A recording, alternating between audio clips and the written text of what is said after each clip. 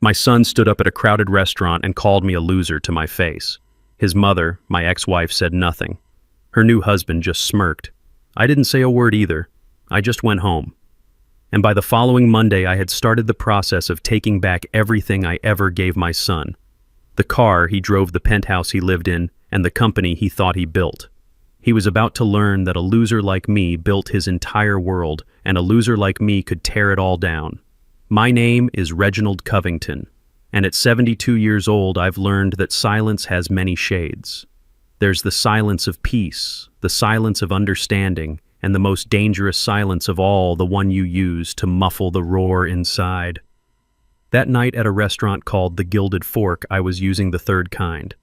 This place was Richard Lawson's territory. He was my ex-wife Brenda's new husband. Everything about it was polished and tastelessly expensive, from the crystal chandeliers that hung like glass jellyfish to the clinking of silver against porcelain. Richard chose it, of course. It was a stage, and tonight it seemed I was the main attraction. My old suit, a Hart Schaffner Marx I'd owned for 20 years, was perfectly tailored and immaculate, but it felt out of place in this sea of silk and cashmere. It was a suit of quality, not of flash. And in my son Andre's world, there was no room for anything that didn't flash. I could feel his eyes on me and those of his wife, Brittany. They weren't looking at me. They were assessing me. Every time I took a sip of water, I saw Brittany's brow furrow slightly, as if the way I held my glass was further proof of my failure. Andre was busier. He was performing. He leaned back in his velvet-upholstered chair, one arm draped casually over the back, the other swirling a glass of red wine. It was a gesture he'd copied from Richard. "The company is exploding," Richard Andre announced, his voice loud enough for the next table to glance over. "We just closed our second round of funding. Investors are lining up. Brittany's right, it's probably time I upgrade the 5 Series to a 7 Series. Brittany let out a little glassy laugh. "You deserve it, honey. You've worked so hard." I remained silent. I knew all about that second round of funding. I knew exactly where every single dollar came from, and it certainly wasn't from the line of investors Andre was imagining.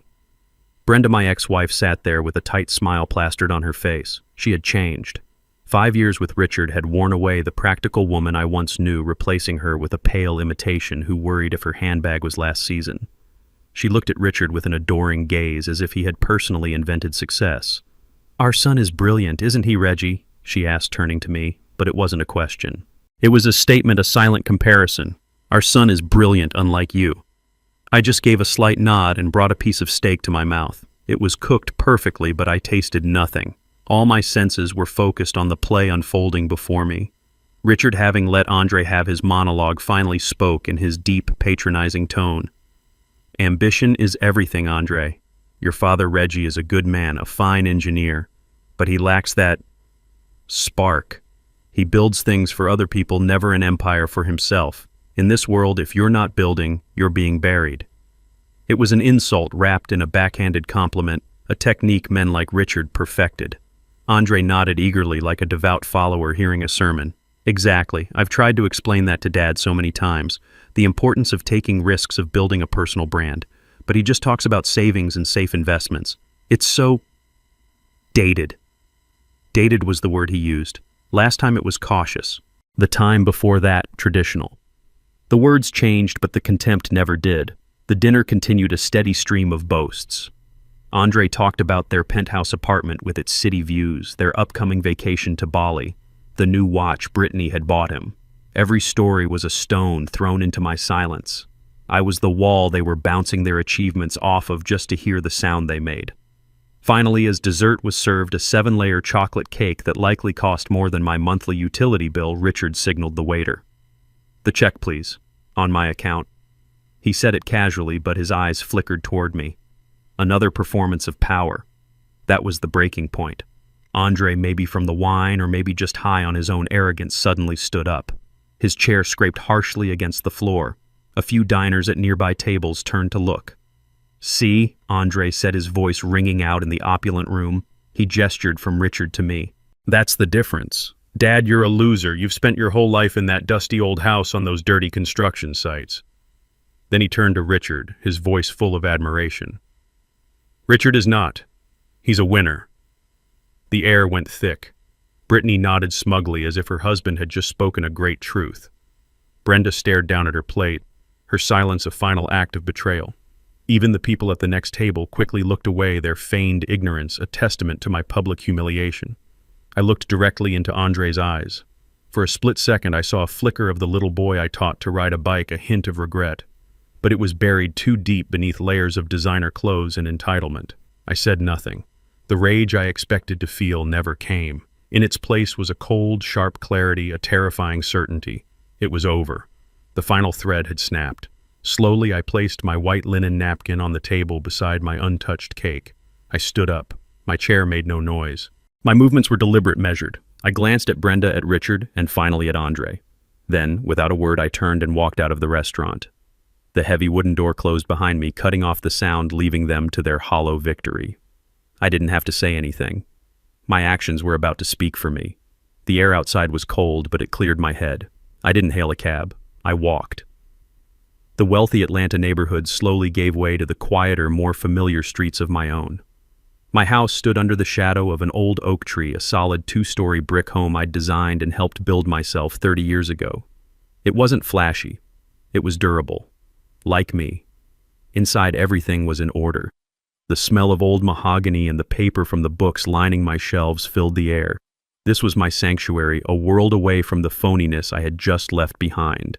I didn't turn on the television. I didn't pour myself a drink. Anger clouds judgment, and tonight I needed to be colder than ice. I went into my study. It was a small room, but everything in it had a purpose. On the walls were blueprints of bridges and buildings I had helped create. Real things. Things that last. On a corner of the desk there was a silver-framed photograph. Andre, aged 5, wearing an oversized plastic construction helmet, grinning on my shoulders at a job site. His eyes then were full of pure pride and love. Where did I lose that boy? The question hit me not as a sharp pain, but as a dull, weary ache that had been building for years. I had been too quiet. I had hoped my unconditional love would be enough. I was wrong. Unconditional love does not mean unconditional sacrifice. Tonight, the sacrificing ended. I sat down in my worn leather chair and turned on my old, slightly slow but reliable Dell desktop. The screen glowed, illuminating my impassive face. I didn't browse the web or check my personal emails. My fingers moved with practiced ease, opening an encryption program I'd installed years ago. I typed in a long password, a string of letters, numbers, and symbols that no one else on Earth knew. A simple interface appeared on the screen with a list of folders. Their names were meaningless unless you knew what they really were. Covington Holdings, LLC, Oakwood Properties, LLC, AC Tech Solutions. Seed Funding Agreement Project, BMW 7 Series. Lease Contract, Richard Lawson, Consulting. Payment Schedule. Each name was a thread, an invisible thread I had used to weave the world my son now lived, in the world he thought he had created himself. It was like being the engineer of a bridge. You can't see the rebar hidden deep inside the concrete, but without it, the entire structure would collapse. Tonight, I was going to begin a structural integrity test. I opened a secure email client. The recipient was already saved. Alicia Warren, a brilliant attorney, a friend I trusted with my life. Alicia wasn't just my lawyer. She was the architect of the financial fortress I had quietly built. She knew every brick, every number. The email I wrote was short. No pleasantries, no long explanations. She would understand. Subject initiate Sunset Protocol. Body Alicia. We need to meet. Tomorrow morning, your office. 8 a.m. Begin the dissolution process for all assets related to AC and associated parties. Priority 1, the vehicle. Reggie. Sunset Protocol was the name we had given it years ago, a contingency plan for a day just like this. A day when the sun would set on an empire built on a lie. I hit send. A soft whoosh echoed in the silent room. It was done. The first domino was now perched at the edge of the table. I felt no satisfaction, no glee. I just felt a strange, quiet calm. The calm of an engineer who knows his design is about to undergo its final definitive test. I had built Andre's life. Now it was time to see if he could stand on his own once I took the scaffolding away. Alicia Warren's office was on the 45th floor of a glass tower that overlooked Centennial Park. It was the kind of place that smelled of success, a mixture of expensive leather and freshly brewed coffee. But it never intimidated me. In many ways, I had helped build it. Alicia greeted me not with a handshake, but with a familiar, weary smile and a heavy ceramic mug. "Morning, Reggie," she said, her voice calm and steady. "I made the coffee the second I got your email. Black, no sugar. The way you drink it when you mean business." She was right. For 20 years, Alicia had been more than my lawyer. She was my strategist, my confidant, the keeper of my secrets. She was the only person on earth who knew the full extent of the financial fortress I had built. I took the mug, the heat warming my cold hands. "Thank you, Alicia." She gestured to one of the plush leather chairs opposite her enormous oak desk. She didn't sit behind it in her seat of power. She sat in the chair next to mine, making us equals. "I'll be honest, Reggie," she said, her sharp eyes studying my face. "When I saw the subject line, Sunset Protocol, my heart sank. I always hoped it was a plan we'd never have to use. I hoped he'd figure it out." I took a slow sip of the dark, bitter coffee. It tasted like resolve. I looked out the window at the sprawling city below, a city I had helped shape with steel and concrete. "So did I." "Alicia," I replied, my voice low and even. "But the sun has officially set. It's time to turn off the lights." Alicia nodded slowly, her expression turning from concern to the focused, sharp look of a master chess player seeing the board clearly. "All right, Reggie, walk me through it. I know the legal structures we built, but I need to hear the human part." What was the final straw? I stared into my coffee mug, seeing the reflection of the man my son had called a loser. He said the word Alicia. He said it out loud in public. He called me a loser and called Richard, Brenda's new husband, a winner. And Brenda just sat there and let him. I looked up from the mug and met her eyes. He believes it. He honestly believes the world he lives in is one he created. Today we begin the process of showing him the truth of the foundations he's standing on. Alicia leaned forward, all business now. "Let's review the assets. Let's start with the heart of his so-called empire, AC Tech Solutions." I let out a long, slow breath. Andre always had ambition. I began, my voice a low rumble. I'll give him that. He had big ideas, big dreams. He wanted to be the next Steve Jobs, the next tech mogul from Atlanta. But he had no discipline, no patience, and no money. He came to me about 6 years ago with a half-baked proposal for a software company. It was full of buzzwords and projections that had no basis in reality. I knew if I gave him the money directly, he'd burn through it in a year and learn nothing. I paused, remembering the hopeful, greedy look in his eyes that day. He didn't want a father's guidance. He wanted a bank. So I decided to give him one, just not in the way he expected. I told him I couldn't help that my money was tied up in safe, boring retirement funds. He was so disappointed. He called me old-fashioned. Alicia picked up the narrative, her legal mind filling in the details. And that's when you came to me. We set up the silent trust funded with $2 million based in Delaware for maximum anonymity. Then we created a shell venture capital firm, Innovate Future Group, based out of California. We hired a front man, a retired professor, to be the face of it.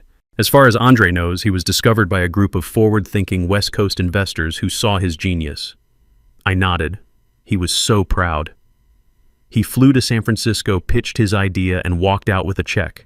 He never once questioned why it was so easy. He thought it was his destiny. He never stopped to wonder who truly owned Innovate Future Group. And the ownership structure of AC Tech Solutions reflects that Alicia continued pulling up a file on her tablet. 60% of the shares are held by Innovate Future Group, which is wholly owned by your anonymous trust. 20% are held by Andre as CEO, and the other 20% are reserved for future employees.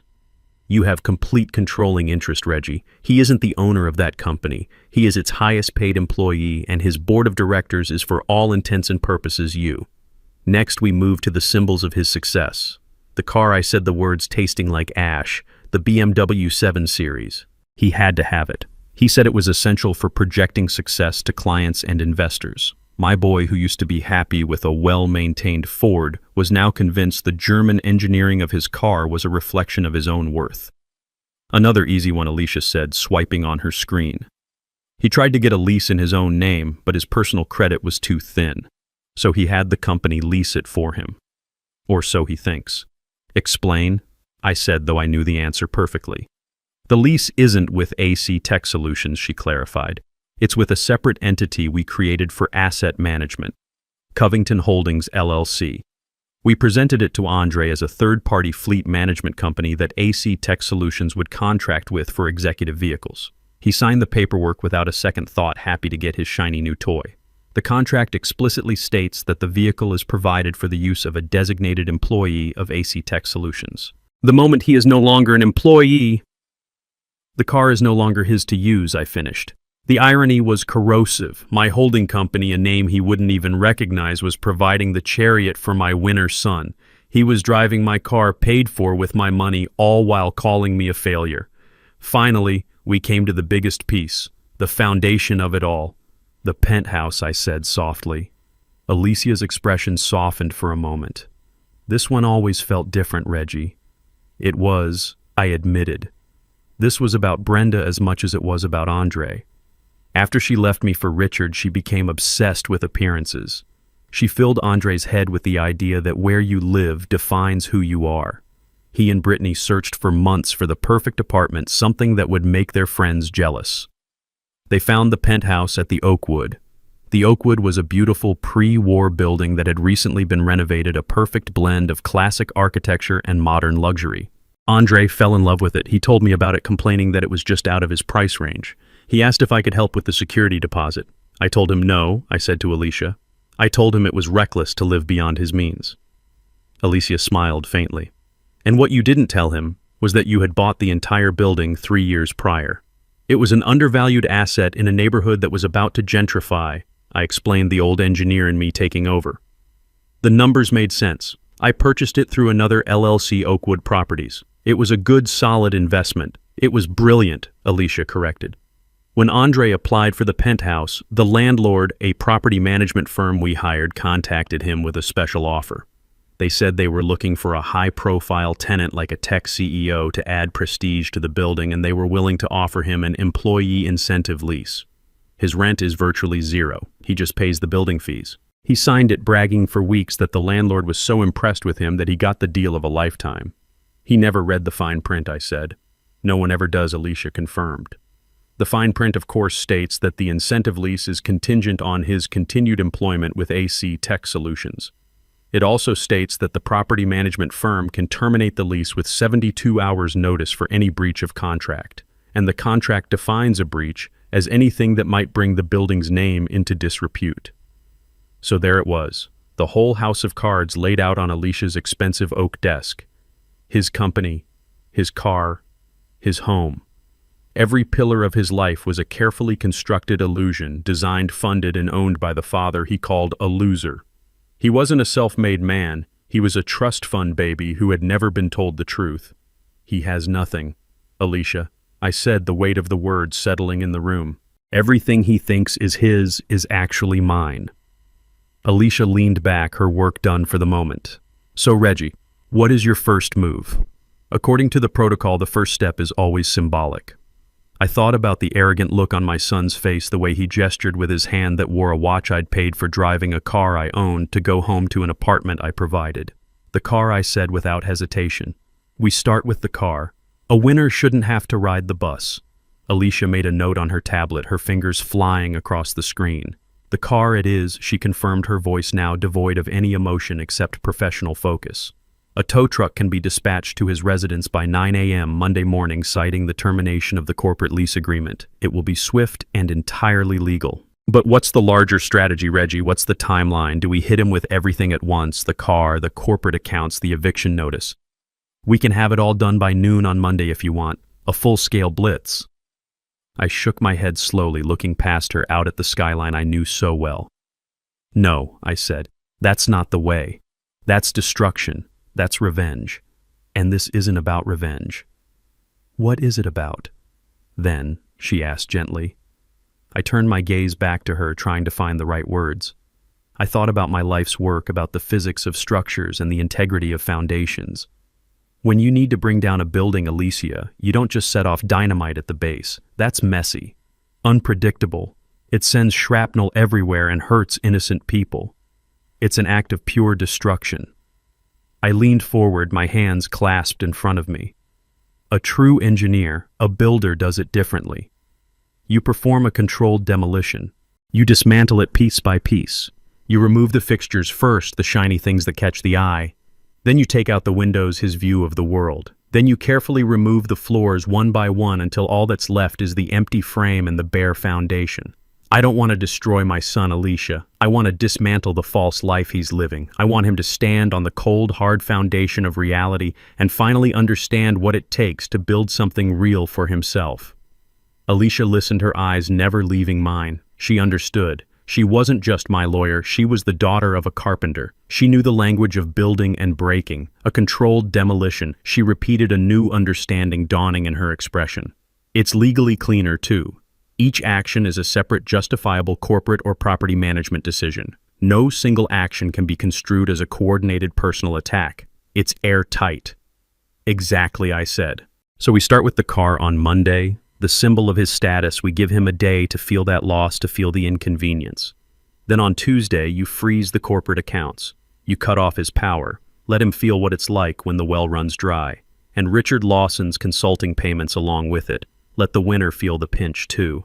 I took a deep breath before delivering the final instruction. Then on Wednesday, when he's confused and powerless, you deliver the eviction notice. You take away his security, one piece at a time. Let him feel each wall come down. Let him understand the value of each thing as he loses it. A heavy silence settled in the room. This wasn't a plan born of anger. It was a curriculum, a harsh, painful curriculum. Alicia simply nodded. I understand the lesson plan, Reggie. I'll prepare the necessary documents immediately. I stood up, my old bones aching with a weariness that had nothing to do with age. I had made the decision. Now I just had to live with it. Thank you, Alicia. I walked to the door, then paused with my hand on the handle. Let it begin, I said, my voice barely a whisper. Let the lesson commence. The rest of that week was perhaps the quietest of my life. After leaving Alicia's office, I felt a strange sense of peace settle over me. The decision had been made. The plan was in motion. There was nothing left to do but wait for the gears to turn. I spent Friday and Saturday in my garden. My rose bushes needed pruning, a task I usually enjoyed, but now took on with a new solemn purpose. My hands, calloused from a lifetime of work, moved with practiced precision. Snip, a dead branch fell away. Snip, an overgrown shoot that was taking nutrients from the main stem. I thought about what I was doing. Gardening is an exercise in ruthless compassion. You can't be sentimental about the parts of a plant that are weak or diseased. If you let them grow, they will eventually poison the whole bush. You have to cut them back sometimes almost to the stalk to give the plant a chance to grow back stronger, healthier. You do it not out of anger, but out of a desire for the plant to reach its full potential. My son was a magnificent plant that had become overgrown with the weeds of entitlement and arrogance. I was just the gardener doing the hard, necessary work. On Saturday afternoon, my phone buzzed on the small wooden bench beside me. I picked it up. Andre's name glowed on the screen. A week ago, my heart would have leaped. I would have answered immediately, ready to absorb whatever casual disrespect he threw my way just to hear his voice. Now I simply looked at his name. I watched it flash again and again, a desperate digital cry. Then I placed the phone face down on the bench and went back to my roses. An hour later, it buzzed again. This time it was Brenda. I didn't even bother to look. Her silence at the dinner table had been her answer. My silence was now mine. That evening I sat in my worn leather armchair, a place I had spent countless hours reading. I wasn't reading a thriller or a mystery. I was rereading a biography of Ulysses S. Grant, not the general but the president, a man who was quiet, underestimated, and constantly battling the corruption of those around him. I came across a passage about his steadfastness, his ability to absorb blows and criticism without flinching all while focusing on the larger strategic goal. He wasn't flashy. He was solid. He dealt not in opinions, but in outcomes. I closed the book and thought about the word Andre had used.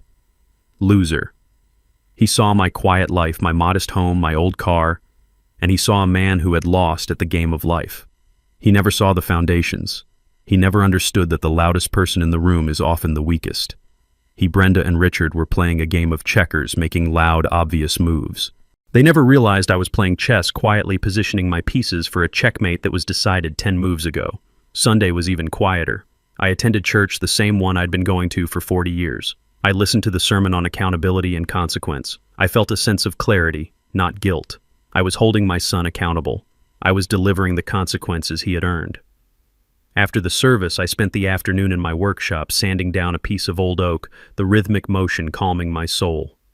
The phone remained on the kitchen counter, silent now. They had likely given up, assuming I was sulking. They had no idea.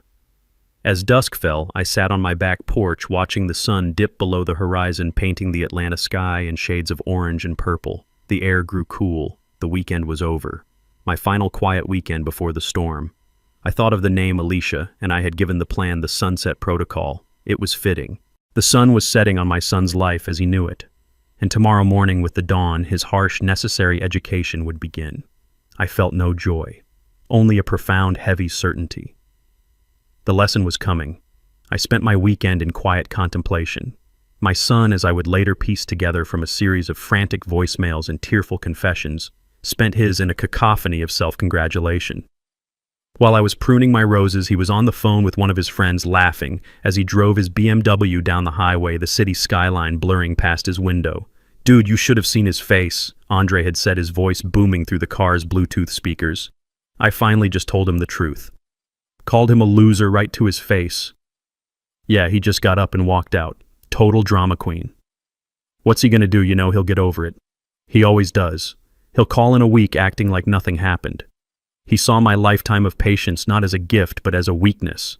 He saw my silence not as a warning, but as surrender. That evening, while I was reading about President Grant, Andre and Brittany were in their penthouse scrolling through a website for luxury watches on Brittany's tablet.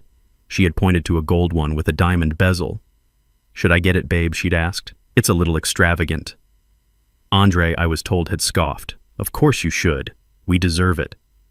Especially after the way my dad acted at dinner. Honestly, I think we need to treat ourselves after that embarrassment. In his mind, he was the victim. My quiet departure was an act of aggression against him, a social faux pas that required retail therapy to overcome. He had no capacity to see his own cruelty.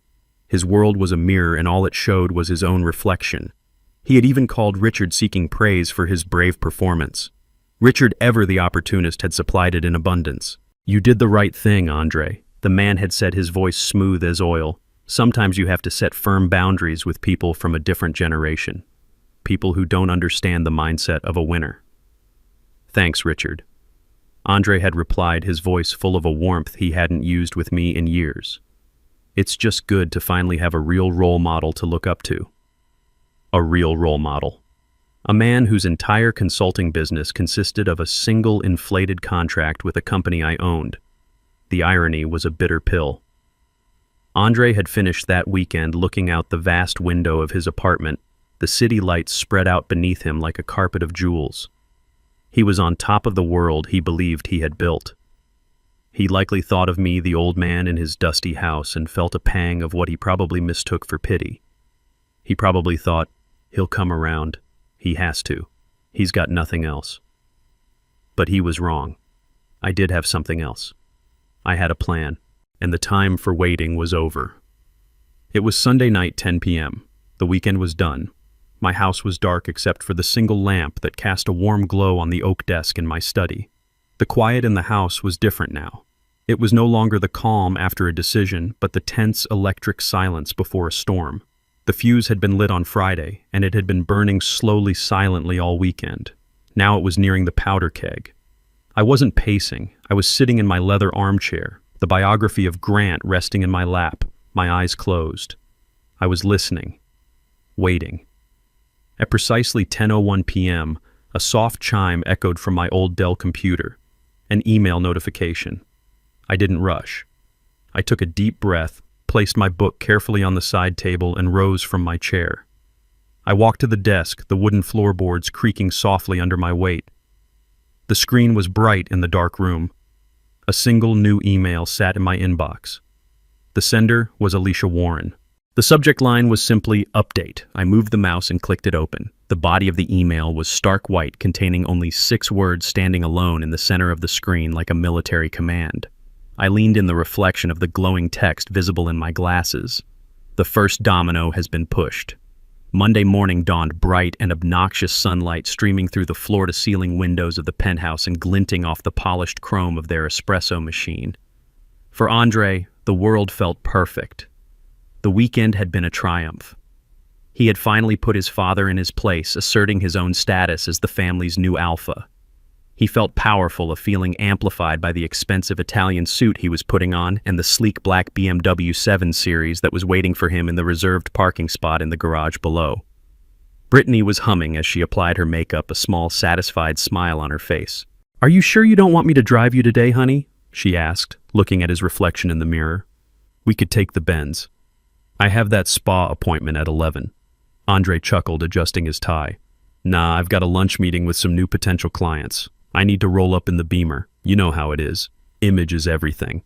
He leaned in and kissed her on the cheek, the scent of her expensive perfume filling his senses. "Besides," he added, his voice dropping to a conspiratorial whisper, "I think we've earned the right to show off a little. We're winners, remember?" She giggled and swatted him playfully. "Go on, get out of here, you big shot." Feeling on top of the world, Andre grabbed his leather briefcase and headed for the private elevator that went directly to the residence garage. The ride down was smooth and silent. The doors opened to a pristine, well-lit space. And there it was. His car. It wasn't just a car, it was a statement. Long, low, and gleaming under the fluorescent lights, it was the physical embodiment of his success. He clicked the fob and the car chirped, its angel eye headlights flashing a welcome. But as he walked toward it, he noticed something was wrong. A large, grimy-looking tow truck was parked directly behind his BMW, its yellow hazard lights flashing rhythmically, casting an ugly, pulsating glow on the polished concrete floor. A man in greasy blue overalls was kneeling by his rear tire. Andre's good mood evaporated instantly, replaced by a surge of irritation. "Hey!" he barked, his voice echoing in the garage. "What the hell do you think you're doing? This is a private garage. You can't park here." The man in overalls stood up slowly, wiping his hands on a rag. He was big, with a weathered face and a completely neutral expression. He didn't look impressed. He didn't look intimidated. He just looked tired. "You, Andre Covington?" he asked, his voice a gravelly monotone. "I am," Andre snapped. "And you're about to get your rust bucket towed if you don't move it in the next 10 seconds. You're blocking my car." The man didn't move. Instead, he simply gestured with his thumb toward the back of the BMW. "No, sir, I'm not blocking your car. I'm here to repossess it." The words didn't register at first. They were so absurd, so out of place in his perfect world that his brain refused to process them. He actually laughed, a short, incredulous bark. "Repossess it? You must be joking. This car is paid for. It's a corporate lease. You've obviously got the wrong car, pal." The driver just sighed as if he'd had this exact conversation 1,000 times. He pulled a clipboard from the cab of his truck and held it out. Work order says black BMW 7 Series license plate, 8 Kilo Victor 391. Belongs to a Mr. Andre Covington. "That you..." Andre's face flushed with anger.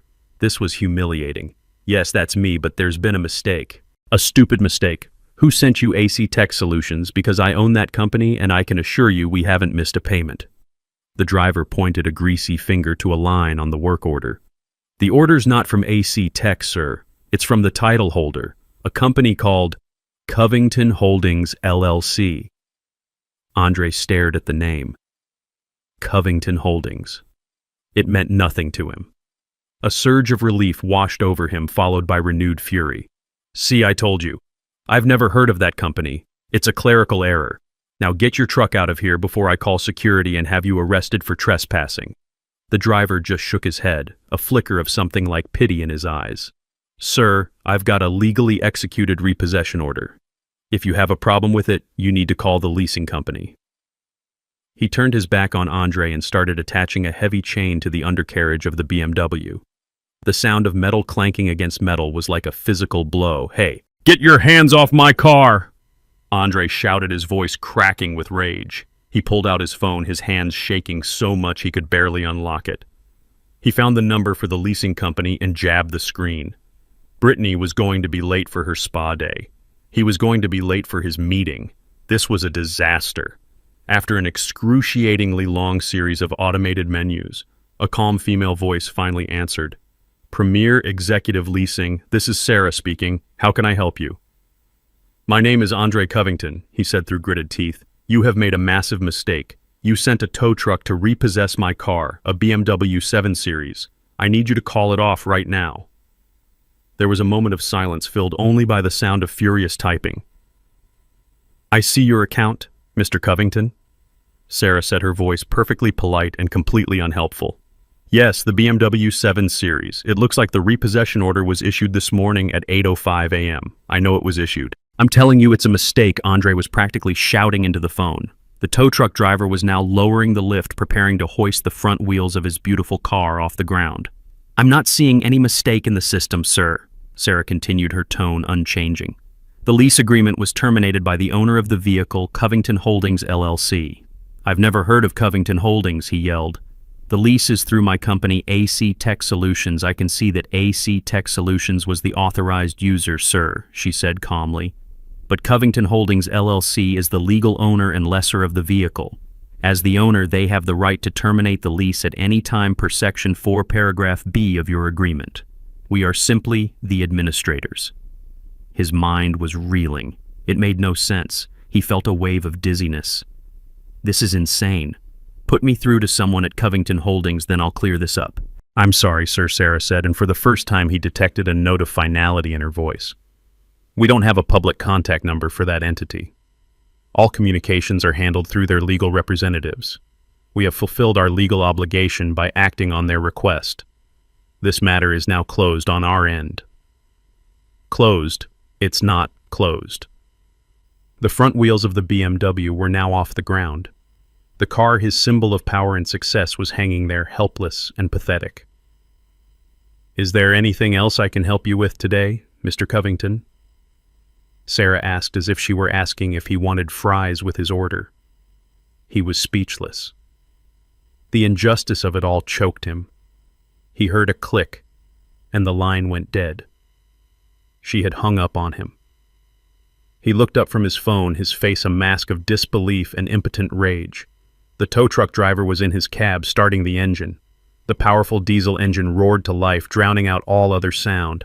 Andre was left standing there in his $1,000 suit and his shiny Italian shoes, utterly powerless. He watched as the truck slowly, carefully pulled his car out of the parking spot. He watched it being dragged backwards up the ramp, its rear wheels scraping meekly against the concrete. He watched as the symbol of his entire identity was hauled out of his private garage and into the harsh light of day, disappearing from his life forever. The yellow lights flashed one last time before the truck turned the corner, and then there was only silence. He was left alone in the garage with an empty parking space and the faint smell of diesel fumes. The first pillar of his world had just been violently ripped away. If the loss of his car on Monday was the first tremor, the main earthquake was scheduled for Tuesday morning. The second domino was not about status. It was about power. It was about money. I spent my morning peacefully reading a book on my porch, but I knew that across town, my son's world was being systematically dismantled, starting with the most public of humiliations. Andre arrived at the gleaming glass tower that housed his office nearly an hour late. He was flustered and furious, having been forced to take a $100 Uber across town during rush hour. He was determined to project an air of calm control to show his employees that nothing was wrong. His first stop was the artisan coffee shop in the lobby of his building, a place where he was a well-known regular. He always made a show of it, buying coffee and pastries for his executive team, a king dispensing favors to his court. He strode to the counter, cutting in front of the line with a dismissive wave. "Morning, Chloe," he said to the young barista. "The usual for the team, 6 large lattes, 4 cappuccinos, and a box of your best pastries. Put it on the AC Tech account." He handed her the sleek black corporate credit card. It was a card with no spending limit, a symbol of his absolute authority. The barista smiled and ran the card. A moment later, her smile faltered. An awkward beep echoed from the machine. "I'm sorry, Mr. Covington," she said, her voice a little too loud in the suddenly quiet cafe. "It's been declined." Andre stared at her as if she'd spoken in a foreign language. "What? That's impossible. Run it again. Your machine is probably acting up." She ran it again. The same beep, the same apologetic look. "Declined," she repeated. People in the line behind him were starting to stare, their morning routines interrupted by this small, delicious drama. He could feel their eyes on him. He, Andre Covington, the tech wonderkind, couldn't buy a round of coffee. His face turned a deep, blotchy red. "This is ridiculous," he hissed, snatching the card back. "There must be an issue with the bank's network." He fumbled for his personal wallet, a desperate attempt to save face. He pulled out a handful of cash, all he had on him, and slammed it on the counter. "Here, keep the change." He turned on his heel and stormed out of the coffee shop, leaving the box of pastries and the tray of unmade coffees behind. He didn't want them anymore. The gesture of generosity had become a badge of shame. He rode the elevator up to his office on the 30th floor, his jaw clenched so tight it ached. His office was a corner suite with glass walls, a fishbowl for the whole company to see their leader at work. He sat down heavily in his ergonomic chair, the anger giving way to a cold knot of anxiety in his stomach. He needed to fix this. Now. He opened his laptop and navigated to the company's internal financial portal. This was his dashboard, his control panel. From here he could see everything: cash flow, payroll, expenditures. He typed in his username and password. A red line of text appeared on the screen: "Access denied." He blinked. He must have mistyped. He entered his credentials again slowly this time, making sure each keystroke was perfect. Access denied. A cold sweat broke out on his forehead. This wasn't a glitch. This was a lockout. He, the CEO, the founder, was being barred from his own company's finances. He frantically clicked on the "Forgot Password" link, but the system returned another error: user profile not found. Please contact your system administrator. He was the system administrator. Panic, cold and sharp, began to rise in his chest. His breathing became shallow. He was trapped on the outside of his own creation. Just then, a notification popped up in the corner of his screen. A new email. The sender was an address he didn't recognize: Director at AC Tech Solutions. The subject was "Urgent Notice of Financial Restructuring." With a trembling hand, he clicked it open. The email was a masterpiece of cold corporate jargon. It was impersonal, emotionless, and utterly terrifying. To whom it may concern, it began. Please be advised that as of 9:00 a.m. Eastern Standard Time, the majority shareholders of AC Tech Solutions have initiated a comprehensive corporate restructuring. Under this directive, all executive-level access to financial accounts, corporate credit lines, and expenditure authorizations has been temporarily suspended, pending a full audit and review. All non-essential spending, including vendor contracts and consulting fees, is hereby frozen effective immediately. Further instructions will be provided in due course. It was signed simply, "The Office of the Directorate." Majority shareholders. The phrase echoed in his head. Who were they? He had always thought of the California VC firm as silent partners, happy to let him run the show as long as the numbers looked good. He had been wrong. They were not silent. And they had just stripped him of all his power without so much as a phone call. As he sat there staring at the screen, his world shrinking to the 4 glass walls of his office, his phone rang. The screen displayed Richard's name. For a second, he thought about ignoring it, but the habit of seeking his mentor's approval was too strong. He answered, trying to keep his voice steady. "Richard, hey." The voice on the other end was not the smooth, confident purr of the winner he knew. It was high-pitched, strained, and filled with raw panic. "Andre, what in God's name is going on? My monthly consulting fee, it didn't deposit. It's never late. I have payments due, Andre. The mortgage on the lake house, the payment on Brenda's new car. It's all automated."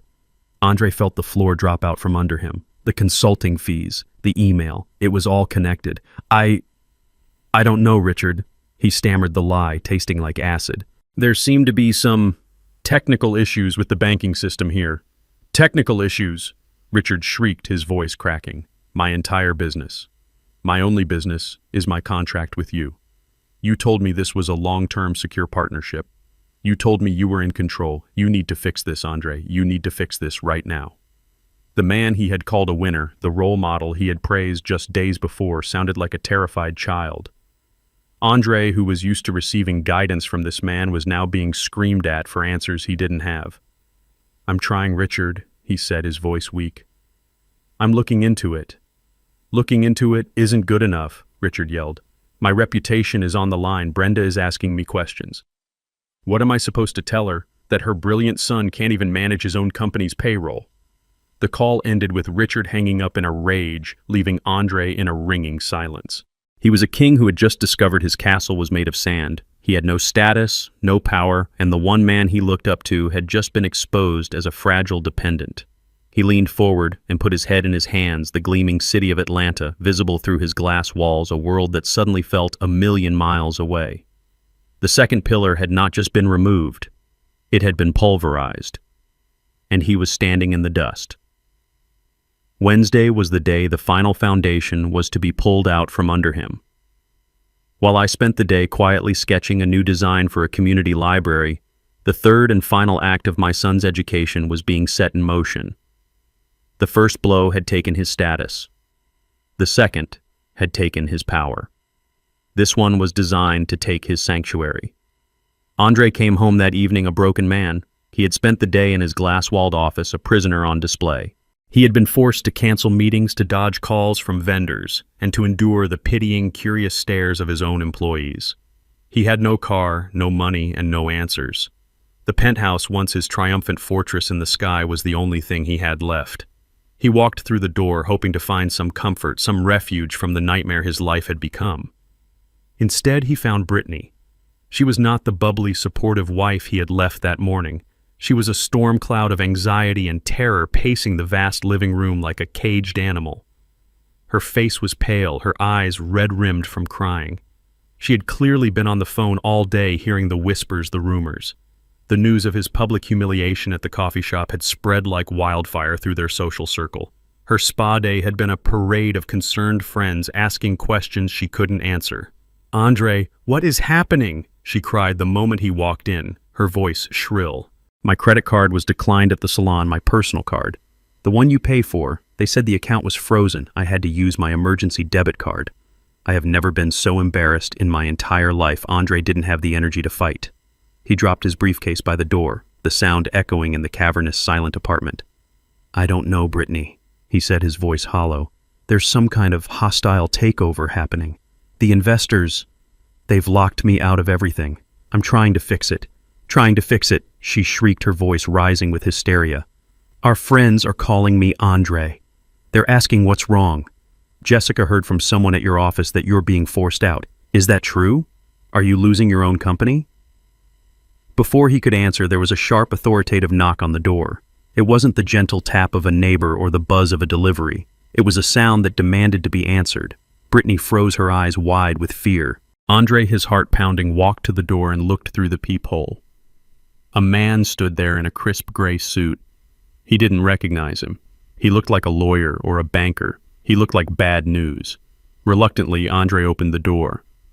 "Good evening," the man said, his voice polite but devoid of warmth. "Are you Andre Covington?" "Yes," Andre said, his own voice sounding weak in his ears. "Who are you?" "My name is Mr. Harrison. I'm the new senior property manager for the Oakwood." The man offered no handshake. He held a large manila envelope in his hand. "The new property manager?" Andre asked, confused. "What happened to Frank?" "Mr. Albright is no longer with the property management firm," Harrison said smoothly.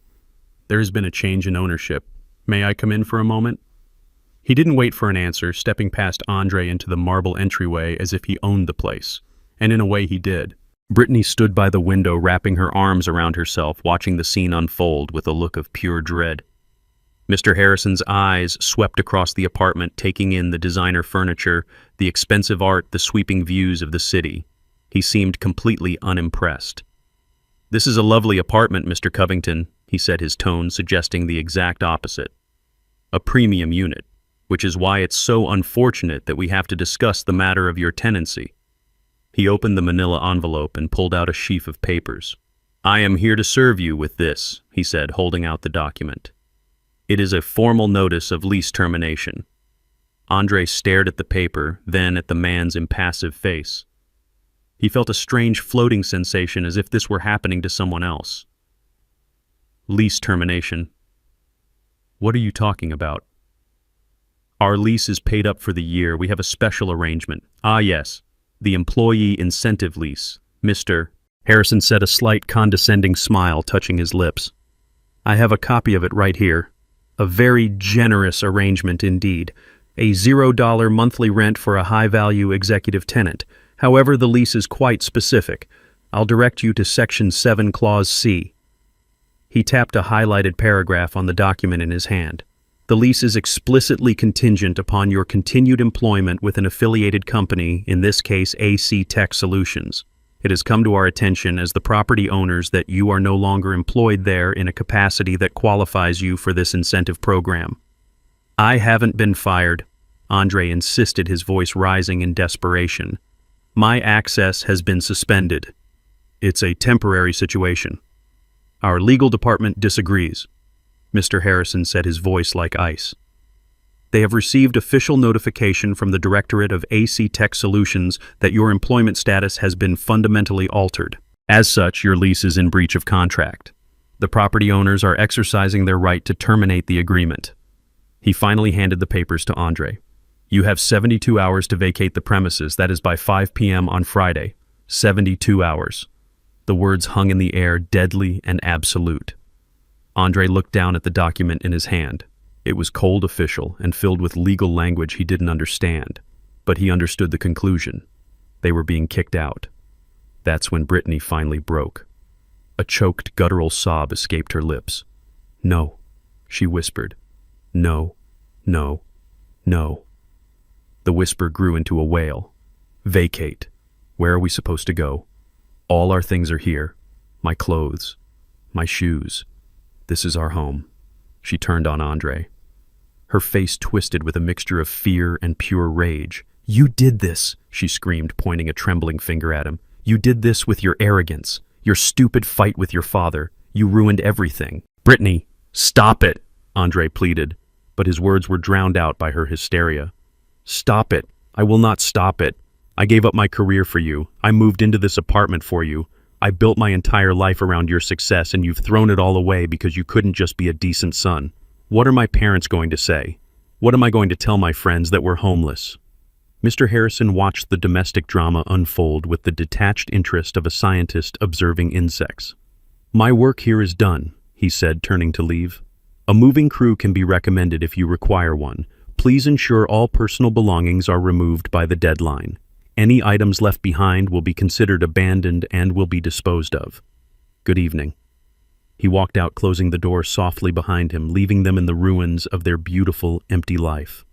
The silence that followed Brittany's sobs was more terrifying than the shouting. Andre stood there, the eviction notice clutched in his hand. His eyes scanned the document, searching for a loophole, a mistake, anything. And then he saw it. At the bottom of the page, under the signature of Mr. Harrison, was a line of small print. This notice is served on behalf of the legal property owners, Oakwood Properties, LLC. Oakwood Properties, another name he didn't recognize, another invisible force controlling his life. A car repossessed by Covington Holdings, a company seized by anonymous shareholders, a home taken by Oakwood Properties. It was a coordinated attack. This wasn't bad luck. This wasn't a hostile takeover. This was personal. And in that moment of absolute despair, as he stood in the home he no longer owned with the wife who now hated him, stripped of his car and his money, a lifetime of resentment and denial finally coalesced into a single burning point of rage. There was only one person who could be behind this. One person who was quiet enough, clever enough, and he now realized ruthless enough to orchestrate such a complete and total destruction. The person he had dismissed as a failure. His hands shook as he pulled his phone from his pocket. He didn't think about what he would say. He was past thinking. He was a cornered animal, and he was going to lash out at his tormentor. He found the number he hadn't called in over a week and hit dial. It rang once, twice. Then he heard the calm, familiar voice on the other end. Hello? The sound of his father's voice, so steady and untroubled, broke the last of his restraint. You, Andre snarled into the phone, his voice a venomous whisper. You did this. All of it. The car, the company, the apartment. This was you, wasn't it? He wasn't asking a question. He was making an accusation. He heard a long silence on the other end of the line. It was the same silence from the restaurant, the same silence from the weekend. But now it wasn't a silence of weakness. It was the silence of absolute power. When my voice finally came, it was quiet, but it carried the weight of an anvil. Andre, I said, I think it's time we had a talk. He arrived less than 30 minutes later. I heard the sound of a cheap Uber pulling up, the kind with a rattling engine and a driver who was talking too loudly on his phone, a far cry from the silent electric purr of his BMW. I didn't go to the door. I simply waited in my study, the same room where I had launched the protocol that had systematically erased his life. I heard the doorbell ring, a frantic, impatient jab. I let it ring again before I used the intercom on my desk. "The door is open, Andre. Come to the study." He stormed in, not with the confidence of a CEO, but with the blustering rage of a cornered child. His expensive suit was wrinkled, his tie was loosened, and his face was pale and slick with a sheen of desperate sweat. He stood in the doorway of my small study, his chest heaving, his eyes scanning the room as if searching for the hidden levers of his destruction. He looked at the old oak desk, the shelves overflowing with books on engineering and history, the framed blueprints on the wall. For the first time in his life, he was seeing this room not as his father's dusty, boring hobby space, but as it truly was, the command center. I was sitting in my worn leather chair behind the desk. I didn't stand up. I didn't raise my voice. I simply watched him, my hands folded calmly on the desk's surface. In this room on my territory, I was the one with the power. The silence stretched thick and heavy. I let it hang in the air, forcing him to be the one to break it. "How could you?" he finally burst out, his voice a ragged mess of anger and disbelief. "How could you do this to me, to your own son, to your family? You've destroyed everything, everything I've ever worked for. The phrase was so absurd, so completely detached from reality that I almost laughed. But this was not a time for laughter. This was a time for cold, hard lessons. I looked at the man standing before me, this man-child who had built his entire identity on a foundation of my money and his own lies. He wasn't a supplicant, not yet. He was still too proud, too angry. He hadn't come here to apologize. He had come here to demand that I fix the world he had broken. I let his words echo and die in the quiet room. I didn't respond to his accusations. I didn't engage with his drama. I simply gestured to the simple wooden chair opposite my desk. "Sit down." "Andre," I said, my voice quiet, but carrying an authority he had never heard from me before. "The yelling is over. You've had your say. Now it's time for you to listen." He sat. The anger hadn't left his face, but it was now mixed with a confused, fearful apprehension. It was the look of a man who senses the ground is about to give way beneath him, but doesn't know why. I didn't give him time to gather his thoughts or formulate another accusation. I simply swiveled the large monitor on my desk to face him. The screen was blank except for a single folder in the center labeled simply, "The Foundation." "You said you worked for everything you have." I began, my voice as calm and steady as a surveyor's hand. "That's a commendable sentiment. So, let's review your work. Let's start with your greatest achievement. AC Tech Solutions." I clicked open the folder. A series of legal documents appeared neatly organized. "Do you remember 6 years ago when you pitched your idea to those venture capitalists in California, Innovate Future Group?" He nodded slowly, a flicker of his old pride in his eyes. "They saw my potential. They believed in my vision." "They did," I agreed, "because I instructed them to." I clicked on a document titled Innovate Future Group Incorporation. The articles of incorporation were clearly displayed. I pointed to the section listing the primary shareholder.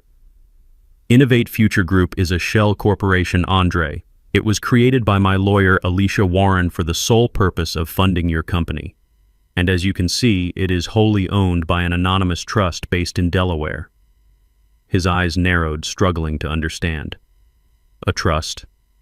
What trust?" I opened the next file, Covington Family Trust Declaration. My name was listed as the sole grantor and trustee. His name was listed as a potential beneficiary, but with no controlling rights. "This trust," I said quietly. "My trust.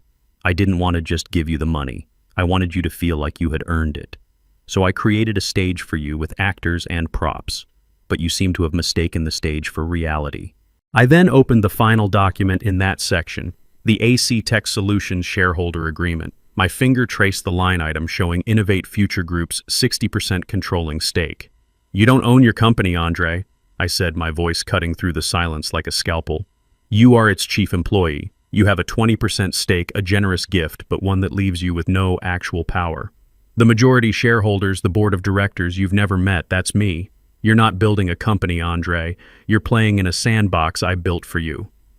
He was shaking his head, a gesture of pure denial. No, that's not possible." I built it. I didn't argue. I simply moved on to the next exhibit. Let's talk about your car.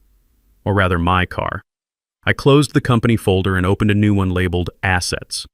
The lease agreement for the BMW 7 Series filled the screen. You told me you needed it to project success, a noble goal. But your personal credit wasn't strong enough, was it? So the company leased it for you. It was a corporate expense, he said weakly, grasping at straws. Not exactly, I corrected him. Your company doesn't have the credit for a vehicle like that either. The lease, as you can see, is not with AC Tech. It's with a different company. I highlighted the name at the top of the contract. Covington Holdings, LLC, another one of my companies. You were listed as an authorized user and employee perk. You didn't earn that car, Andre. You were permitted to drive it. And when your behavior no longer merited that perk, the permission was revoked. It's that simple. He looked as if he had been physically struck. The symbol of his status, the very machine that announced his arrival as a winner, was just a hand-me-down from the father he scorned. He opened his mouth to speak, but no words came out. I was relentless. I moved to the next folder. And then there's the penthouse. Your castle in the sky. I opened a file containing the deed to the Oakwood building. The owner was listed clearly, Oakwood Properties, LLC. I then brought up the incorporation papers for that LLC. Again, my name was the only one on it. You told me about that apartment, I said, my voice softening slightly, a calculated move to make the blow land harder. You said it was perfect, but just out of your price range. You were right. It was. You couldn't afford it. In fact, no one can rent that particular unit. But the lease, he stammered. The employee incentive lease? There is no such thing, I said flatly. That was a fiction, a story created by the property management firm that works for me to make you feel special. The truth is much simpler. I bought that entire building 3 years ago as an investment. You weren't a high-profile tenant. You were my son living rent-free in my house. You weren't a resident, Andre. You were a guest, and your behavior was no longer welcome. The blood had drained from his face. He was staring at the screen at the irrefutable black and white proof of his entire fraudulent life. Every pillar he had used to define himself, his company, his car, his home, was an illusion I had created. He looked up at me, his eyes wide with a dawning horror. The anger finally extinguished, replaced by something much worse, utter humiliation. But I wasn't finished. There was one more piece, the keystone that held the entire rotten arch together. You called me a loser, I said, my voice dropping to a near whisper. And you called Richard Lawson a winner. You looked up to him. You called him a role model. Let's talk about your role model. I opened the final folder. It was labeled simply, Consulting. Inside was a single document, a contract between AC Tech Solutions and Richard Lawson Consulting. I scrolled down to the payment schedule, a recurring monthly payment of $50,000. Richard is a business consultant, I explained. And a consultant needs clients. Did you ever wonder why he never talked about his other clients? Why his only business seemed to be giving you advice? Andre stared at the numbers on the screen. He knew them well. He was the one who authorized the payments. That $50,000 monthly fee. That's his only income. Andre, your company is his only client. And since your company is funded entirely by my money, I let the sentence hang in the air, letting him connect the final devastating dots himself. His eyes went wide. The realization hit him like a physical blow. He actually recoiled in his chair. The winner you admire so much? I continued, my voice calm and precise. The man your mother left me for the man who lives in a big house and drives a fancy car and lectures me on ambition. His entire lifestyle is funded by me. I pay his mortgage. I pay for your mother's new car. The money flows from my trust through your company and directly into his pocket. The winner your mother chose is on the payroll of the loser she left behind. That was it. That was the final blow. He made a small choking sound. The entire edifice of his life, his success, his heroes and villains, his identity, it all came crashing down in the silence of that small, dusty room. He finally understood. He wasn't a player in the game. He wasn't even a piece on the board. He was just the ball passed between hands, and he had never even known it. I leaned back in my chair and closed the laptop. The presentation was over. I didn't take anything from you, Andre, I said, my voice now gentle, the lesson delivered. I simply took back what was mine, A loser has to manage his assets carefully, you see. Now, for the first time in your adult life, you have the opportunity to become a real winner, all on your own. I stood up and walked out of the room, leaving him alone with the wreckage. I looked at my son, truly looked at him for the first time in what felt like a decade. The arrogant CEO was gone. The resentful child was gone. All that was left was a broken man sitting in a simple wooden chair in a dusty old study, stripped bare of all his illusions.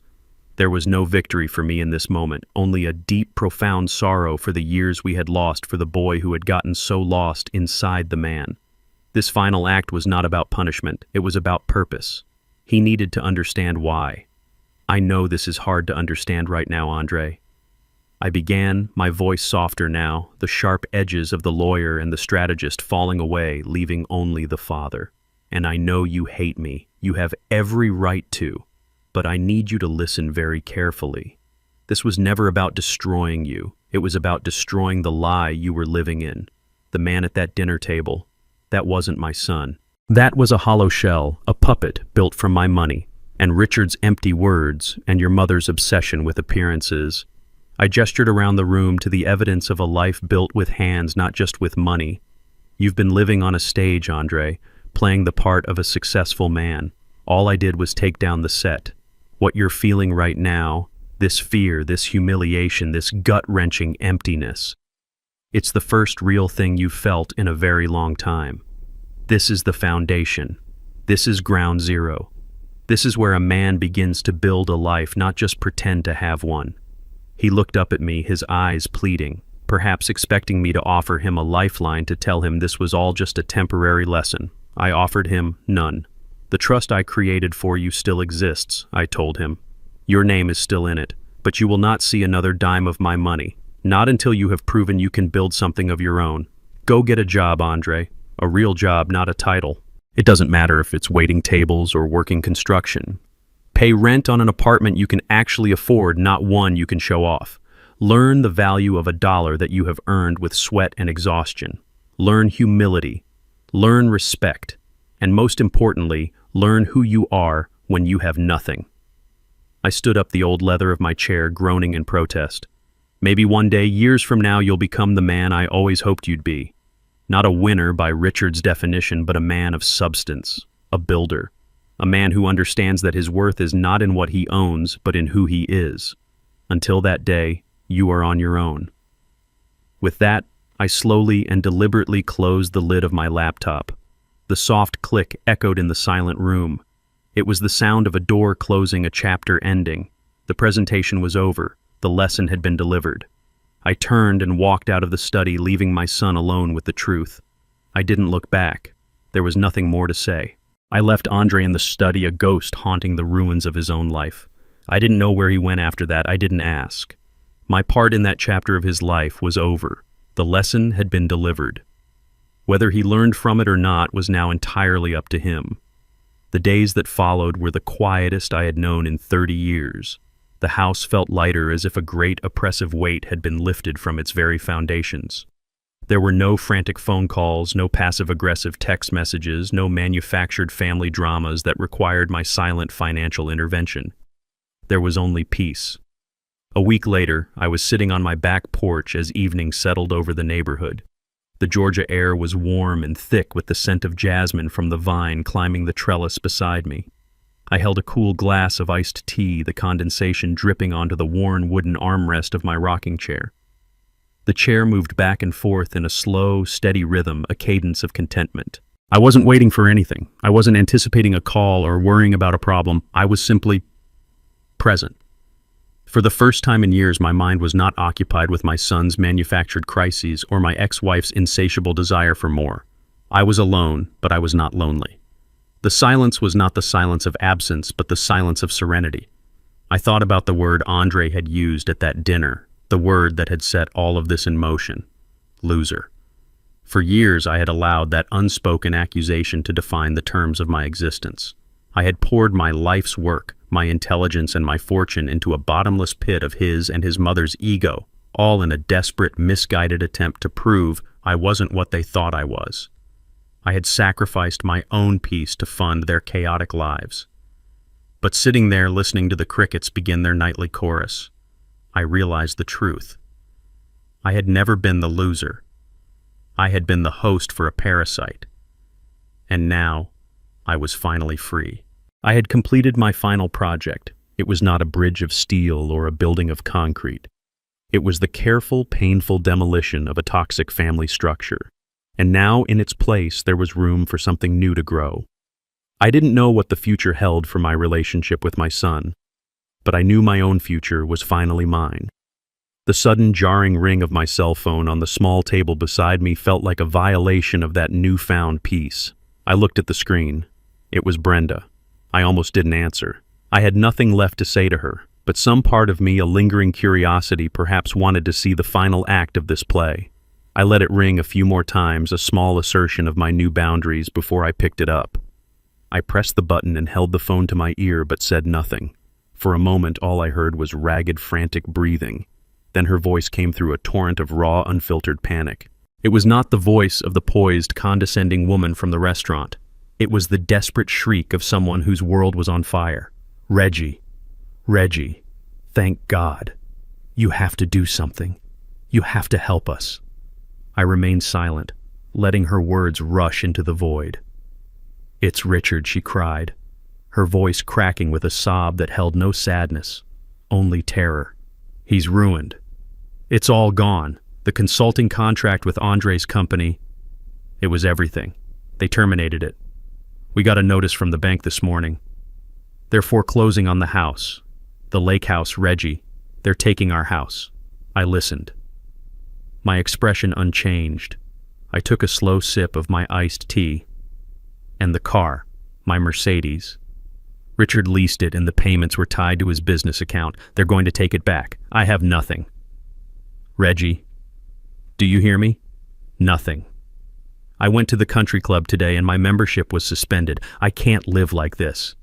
This is not my life. Her voice rose to a hysterical pitch. This is your fault, all of it. This is because of what you did. You were jealous of Richard, jealous of Andre's success, so you decided to destroy all of us. How could you be so cruel after everything we had, after all our years together? I am the mother of your son. It was a stunning performance. In her version of reality, she was the victim. Richard was the victim. Their extravagant, debt-fueled lifestyle was something they were entitled to, and I was the villain for turning off the faucet that had supplied it all. There was no apology for what had been said at the dinner. There was no concern for Andre's well-being. There was only a desperate, selfish demand that I put her world back together. She hadn't changed. She never would. And in that moment, I felt the last lingering chain of obligation to her turn to dust and blow away in the evening breeze. She was still ranting, her words blurring into a meaningless stream of accusations and pleas. You have to fix this, Reggie. You have to call those people the ones who own Andre's company. You have to tell them to reinstate the contract. You have the money. You always have the money. You owe us that much. You owe me. I let her finally run out of steam. The silence that followed was heavy with her expectant, desperate breathing. She was waiting for me to give in, to do what I had always done, quietly clean up the mess. I let the silence stretch long and uncomfortable. I listened to the crickets. I watched a firefly blink in the growing darkness. I savored the feeling of my own unshakable peace. When I finally spoke, my voice was quiet, calm, and utterly final. It held no anger, no satisfaction, no emotion at all. It was simply a statement of a new and permanent truth. Brenda, I said, that is no longer my problem. I didn't wait for a reply. I didn't need to hear her shock, her rage, or her pleas. The conversation was over. A conversation that had been going on for 30 years was finally mercifully over. I pressed the end call button on the screen and placed the phone face down on the table. Then I leaned back in my rocking chair. The slow, steady rhythm returned. The scent of jasmine filled the air. The stars were beginning to appear in the deep purple sky, distant and beautiful and indifferent. I had reclaimed my dignity. I had reclaimed my peace. I had reclaimed my life. And in the profound, perfect silence of that Georgia evening, I finally felt like a winner. This painful chapter taught me a lesson that took 72 years to fully understand. For too long, I had confused financial support with fatherly love, and in doing so, I allowed my patience to be seen as weakness. I thought that by providing a safety net, I was helping my son, but I was only enabling a boy to live in a man's world without any of the responsibility. I have learned that true strength is not found in endless giving, but in the courage to set firm boundaries. And sometimes the most profound act of love is to take everything away, forcing someone to stand on the cold, hard foundation of reality so they can finally learn to build a life for themselves.